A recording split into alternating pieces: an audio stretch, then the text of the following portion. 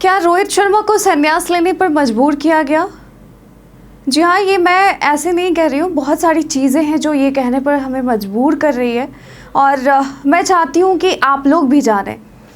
तो भारतीय cricket team के हिटमैन रोहित शर्मा ने 7 मई की शाम को अचानक टेस्ट क्रिकेट से संन्यास लेकर करोड़ों फैंस को हैरान कर दिया।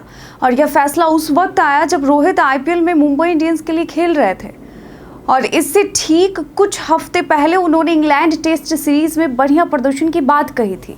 इरफान पठान के साथ एक इंटरव्यू में रोहित ने स्पष्ट रूप से कहा था, मैं कहीं नहीं जा रहा, और इंग्लैंड दौरे को लेकर उत्साहित नजर आ रहे थे।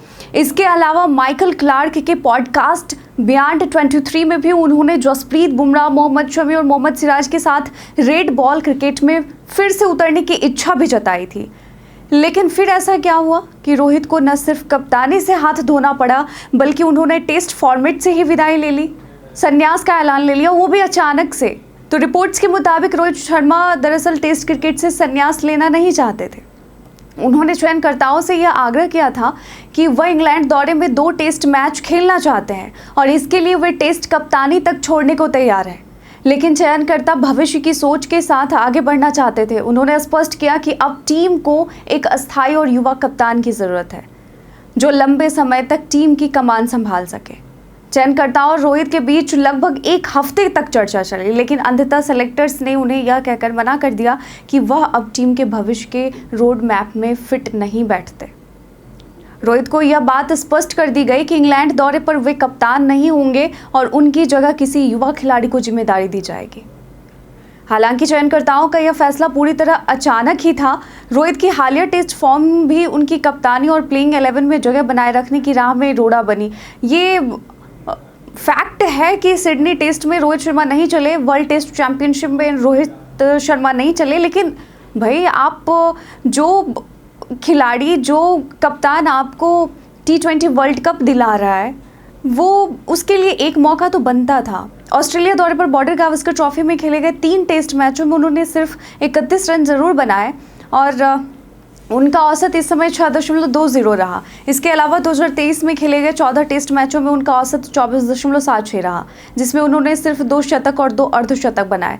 तो इसके अलावा पिछले साल न्यूजीलैंड के खिलाफ घरेलू सीरीज में भारत को 3-0 से हार भी मिली थी, जिसमें रोहित का प्रदर्शन बेहद खराब रहा था। 6 पारियों में सिर्फ 91 रन, औसत 15.16, और यह सीरीज न सिर्फ भारत के लिए वर्ल्ड टेस्ट चैंपियनशिप फाइनल में पहुंचने की उम्मीदों पर पानी फेर गई, बल्कि रोहित की टेस्ट भविष्य पर भी सवाल खड़े कर रही थी।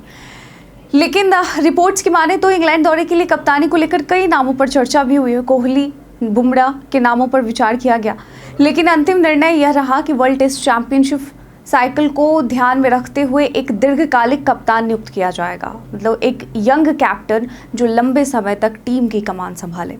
शुभमन गिल हो गए, ऋषभ पंत, केएल राहुल जो है अभी चर्चे में है कप्तान के बनने के तौर पर, लेकिन पंत की खराब फॉर्म और गिल का विदेश धरती पर अनुभव कमजोर साबित नजर आता है यहाँ पर। ऐसे में चयनकर्ता पूरी तरह से युवा नेतृत्व की ओर झुक चुके हैं और इसी फैसले के बाद रोहित शर्मा ने अपने सोशल मीडिया पर एक भावुक पोस्ट के साथ टेस्ट क्रिकेट को अलविदा कह दिया। उन्होंने लिखा, मैं आप सबको सूचित करना चाहता हूं कि मैं टेस्ट क्रिकेट से संन्यास ले रहा हूं। यह मेरे लिए गर्व की बात रही कि मैंने भारत के लिए टेस्ट क्रिकेट खेला। आप सभी के प्यार और समर्थन के लिए धन्यवाद।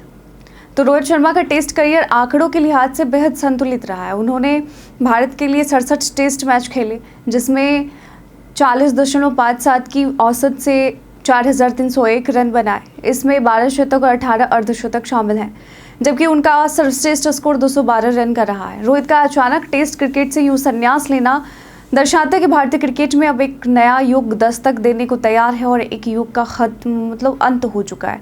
और यह एक ऐसे दिग्गज की विदाई है जिसने सीमित ओवरों में जहां धूम मचाई, वहीं टेस्ट क्रिकेट में भी एक ठोस ओपनर और प्रेरणादायक कप्तान के रूप में अपनी पहचान बनाई है।